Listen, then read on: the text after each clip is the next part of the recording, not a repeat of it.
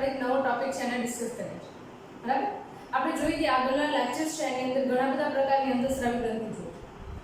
એવા જ પ્રકારની એક ગ્રંથિ છે જેને આપણે કહીએ છીએ પિનિયલ ગ્લેન્ડ, પિનિયલ ગ્રંથિ. બરાબર? મુખ્યત્વે જોઈએ તો મગજનો ભાગ છે, બ્રેઇનનો જે પાર્ટ છે ત્યાં આગળ તમે જુઓ તો ત્રણ ગ્રંથિઓ છે: હાઇપોથેલેમસ, પિટ્યુટરી અને પિનિયલ ગ્રંથિ. બરાબર?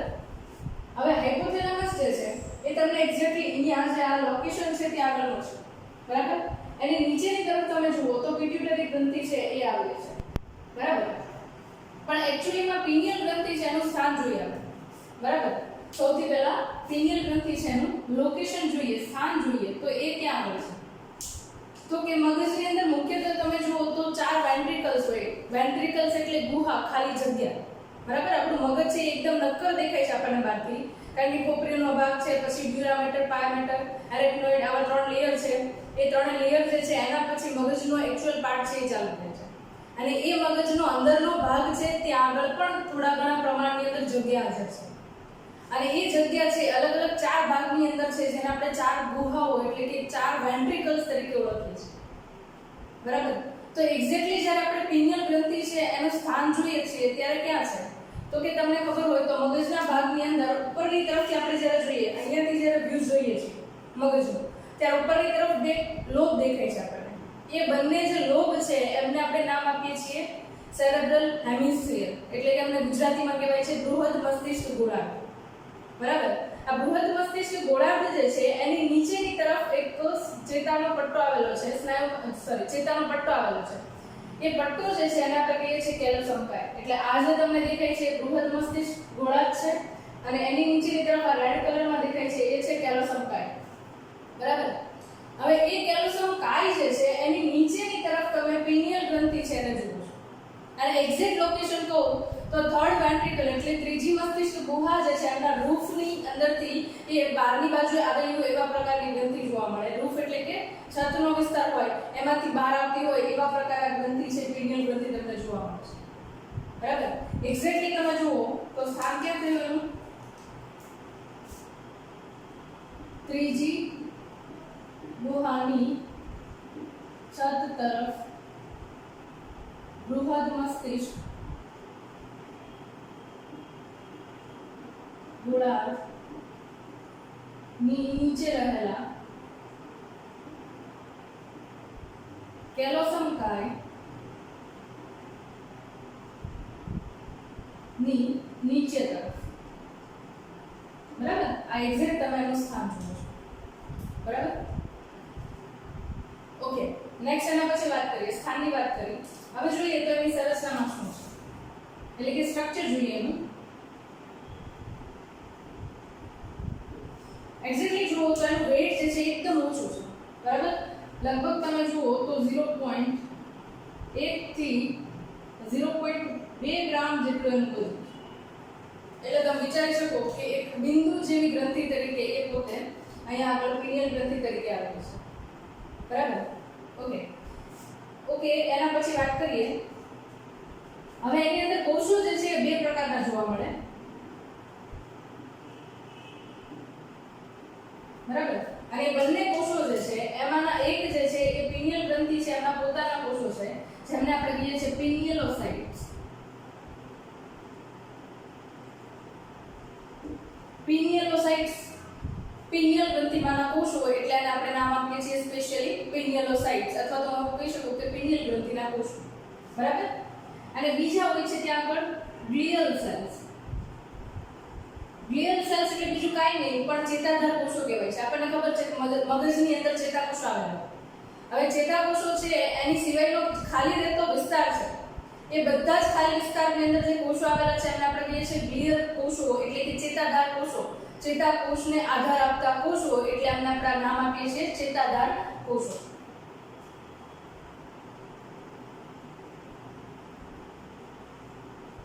બરાબર? આ જે છે એ એમની સંરચનામાં જોવા મળતા મુખ્યત્વે બે પ્રકારના કોષો, એક જે છે પિનિયલોસાઇટ્સ અને બીજો છે આપણે કહીએ છીએ આપણે ગ્લિયલ સેલ્સ એટલે કે ચેતાધાર કોષો. બરાબર? હવે ઓરિજિનની વાત કરીએ તો એ ક્યાંથી ઉદ્ભવે છે? તો કે ગર્ભીય અવસ્થા દરમિયાન આપણને ખબર છે કે મનુષ્ય જે છે એ ત્રિગર્ભસ્તરીય પ્રાણી છે. એટલે એમની અંદર તમને 3 અલગ અલગ પ્રકારના સ્તર જોવા મળશે. મધ્ય ગર્ભ સ્તર, બાહ્ય ગર્ભ સ્તર અને અંતઃ ગર્ભ સ્તર. આવા 3 સ્તરો છે. બરાબર? એન્ડોડર્મ, એક્ટોડર્મ અને મેસોડર્મ આ 3 લેયર આવે. એમાંથી અહીંયા આગળ તમે જુઓ તો પિનિયલ ગ્રંથિ જે છે એ એક્ટોડર્મ એટલે કે બાહ્ય ગર્ભ સ્તર છે એની અંદર વિકાસ પામે છે. બરાબર?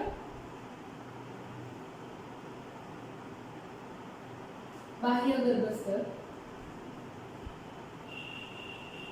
એટલે કે એને કહેવાય એક્ટોડર્મ.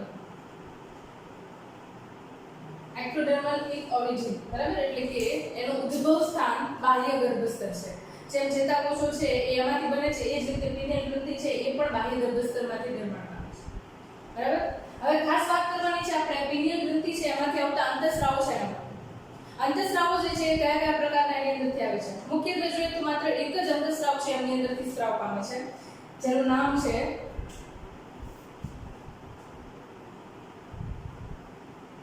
મેલેટોનિન. બરાબર? જેનું નામ છે મેલેટોનિન હોર્મોન, મેલેટોનિન અંતઃસ્રાવ. મેલેટોનિન અંતઃસ્રાવ છે એનું બીજું નામ છે અહીંયા આગળ સ્લીપ હોર્મોન. Slip hormone. કારણ કે મુખ્યત્વે આપણી સુવાની પ્રક્રિયા છે એના ઉપર એનું વર્ક છે એટલા માટે એને સ્લીપ હોર્મોન કહેવાય છે. બરાબર? ખાસ એના ફંક્શન માટે આપણે વાત કરીએ તો આમ જોઈએ ને તો હજી તો આ ગ્રંથિ જે છે એના ઉપર રિસર્ચ ચાલુ છે. પ્રોપર આપણે એનું 100% ફંક્શન છે એ આઈડિયા કરી શકીએ નથી. એટલે હજી રિસર્ચ છે એમનું ચાલુ છે. પણ જેટલી ઇન્ફોર્મેશન આપણી પાસે છે એને સમજવાની ટ્રાય કરીએ. બરાબર? મેલેટોનિન અંતઃસ્રાવ જે છે એને સ્લીપ હોર્મોન કહીએ છીએ કારણ કે એ આપણા શરીરની અંદર સુવાની પ્રક્રિયા છે એનું આખું સર્કલ જે છે સાયકલ જે છે એમને જાળવી રાખવાનું કાર્ય કરે છે. અથવા તો હું કહું કે સર્કેડિયમ રિધમ. સર્કેડિયમ રિધમ એટલે શું?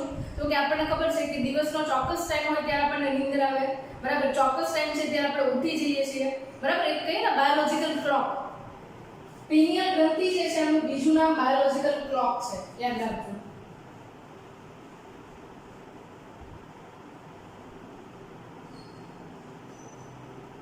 જૈવિક ઘડિયાળ. બરાબર? એને આપણે બાયોલોજિકલ ક્લોક તરીકે ઓળખીએ છીએ. જૈવિક ઘડિયાળ તરીકે ઓળખીએ છીએ. તમને ક્વેશ્ચન તરીકે એવું પણ પૂછાઈ શકે કે શરીરમાં રહેલી બાયોલોજિકલ ક્લોક એટલે કે જૈવિક ઘડિયાળ વિશે માહિતી આપો. બરાબર? કારણ કે આખા શરીરની અંદર થતી 24 કલાકની પ્રક્રિયાઓ છે એમને જાળવવાનું કાર્ય કરે છે. બરાબર? બીજી સૌથી અગત્યની વાત કે આ અંતઃસ્રાવ છે એ લાઇટ પ્રત્યે ખૂબ જ સંવેદનશીલ છે. એટલે કે એની આખી જે પ્રોસેસ છે એ કોના ઉપર આધાર રાખે છે? લાઇટ ઉપર, પ્રકાશ ઉપર આધાર રાખે છે. કેવી રીતે? તો કે મોસ્ટલી ધ્યાન આપવાનું છે કે જ્યારે ડીમ લાઇટ હોય એટલે કે લાઇટ છે ઓછા પ્રમાણમાં હોય ત્યારે મેલેટોનિન અંતઃસ્રાવ છે એમનો સ્રાવ અને સંશ્લેષણ વધી જશે. બરાબર? કઈ લાઇટ કહીએ છીએ આપણે? Dim light. બરાબર? ડીમ લાઇટમાં શું થશે તો કે સંશ્લેષણ અને સ્ત્રાવ વધી જશે. બરાબર? એટલે એક્ઝેક્ટલી તમે સમજી શકો કે સાંજનો સમય જે છે ત્યારે મેલેટોનિન અંતઃસ્રાવ શમનો સૌથી વધારે પ્રમાણની અંદર સ્રાવ થતો હોય છે. બરાબર? એના પછી જોઈએ તો શાર્પ લાઇટ. તો એની અંદર જોઈએ તો સંશ્લેષણ અને સ્ત્રાવ કેવો છે તો કે ઓછો અથવા તો ધીમો. ઓછો અથવા તો ધીમો. આ જે છે આપણને જોવા મળતું હોય છે. બરાબર? એટલે લાઇટ જે છે એના ઉપર ટોટલી આ પ્રોસેસ છે એ ડિપેન્ડ કરે છે એટલા માટે આને સંશ્લેષણ અને સ્ત્રાવની પ્રક્રિયા છે એ દિવસ અને રાત્રિના સમયગાળા દરમિયાન અલગ અલગ જોવા મળે. જેમ જેમ સાંજનો ટાઈમ વધતો જશે એમ મેલેટોનિન અંતઃસ્રાવ છે એમનો સ્ત્રાવ વધતો જશે અને એમની અસર છે એ પણ વધતી જશે જેના કારણે આપણે ડીપ સ્લીપની અંદર ગહેરી નિંદ્રાની અંદર જઈએ છીએ. બરાબર? જેમ જેમ આફ્ટરનૂન એટલે બપોરનો ટાઈમ આવતો જશે એમ એમ પિનિયલ ગ્રંથિ છે એમના અંદરથી આવતા અંતઃસ્રાવ મેલેટોનિન જે છે એમનો સ્ત્રાવ એકદમ ઘટી જશે અને આપણે ફૂલ્લી જાગતી પરિસ્થિતિની અંદર આવી જઈએ છીએ. બરાબર છે? ઓકે. આ તો વાત કરી આપણે કે સર્કેડિયમ રિધમ છે એ કેવી રીતે મેન્ટેન કરે છે.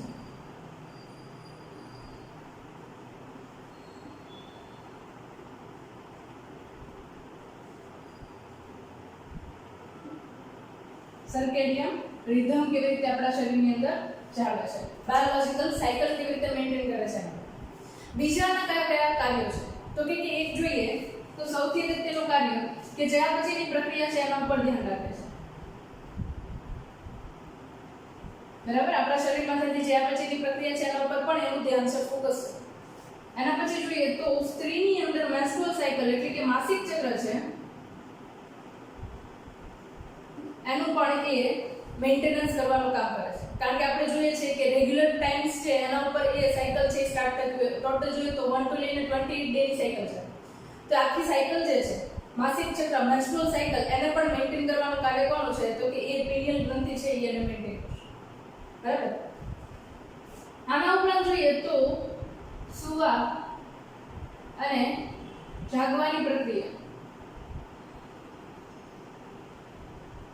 બરાબર, એની જાળવણી પણ આ જ મેલેટોનિન અંતઃસ્રાવ છે એના વડે થાય છે. બરાબર, ઓકે.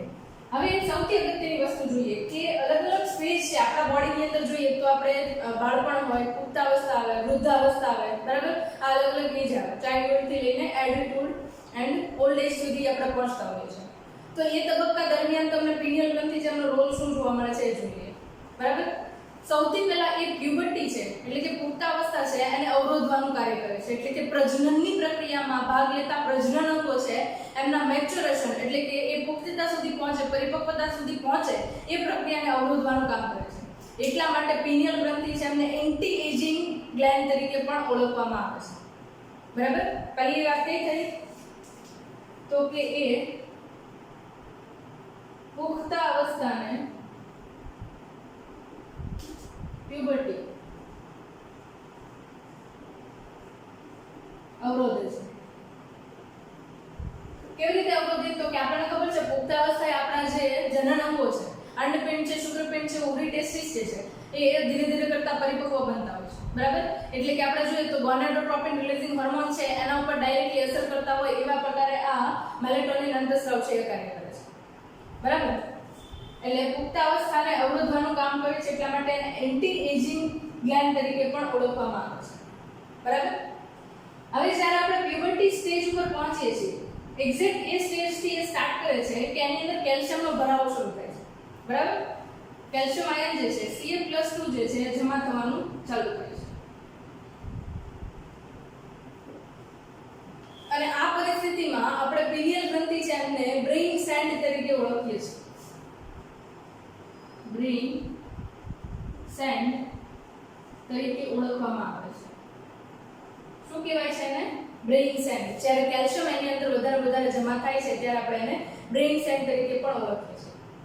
હવે આ તો આપણે બધી ખાસ વાત કરીએ તો કોના અંદર વાત કરીએ તો કે હ્યુમન બીંગ છે, માણસો જે છે એમની અંદર આપણે વાત કરીએ.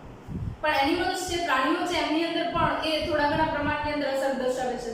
ફોર એક્ઝામ્પલ એમની અંદર વાત કરીએ તો એમ્ફિબિયન્સ છે એમની ઉપર સૌથી વધારે અસર કરે છે. બરાબર, આ યાદ રાખજો, એક્ઝામની અંદર પૂછાઈ શકે છે. કોની અંદર વાત કરીએ આપણે તો કે પ્રાણીઓ જે છે એનિમલ્સ છે, બરાબર, એમાં ખાસ કરીને એમ્ફિબિયન્સ એટલે ગુજરાતીમાં એને કહેવાય ઉભયજીવીઓ. આ ઉભયજીવી સજીવો છે એમની અંદર એક ક્લેમોફેજ